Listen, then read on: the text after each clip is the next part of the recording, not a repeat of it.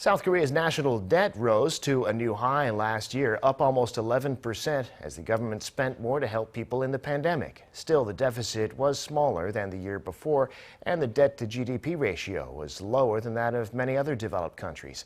Eum Ji-young has more.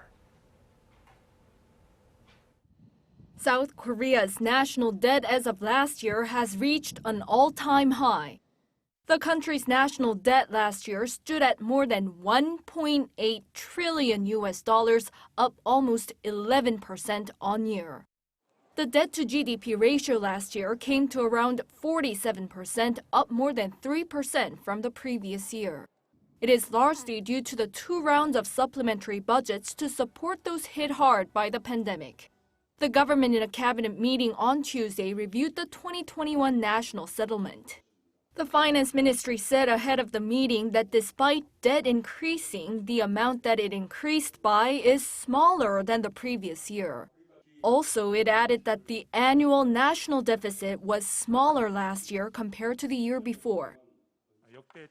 Despite financing the largest ever public spending last year, the annual deficit is smaller thanks to the increase in the national tax income amid the faster-than-expected economic recovery. The rise in the income of the national pension due to the boost in the assets market also helps.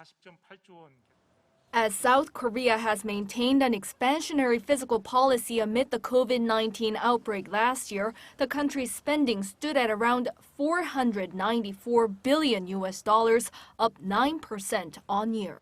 On the other hand, the country's earnings amounted to around $469 billion, an increase of roughly 19% compared to a year earlier.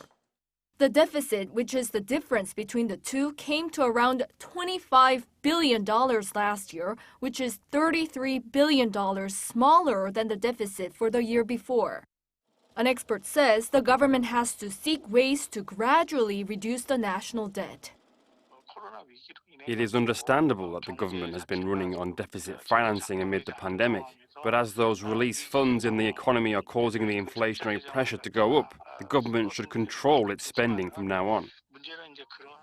However, he added that dramatically reducing the national debt could put pressure on people's livelihoods, and rather the government should try to minimize the rise in debt.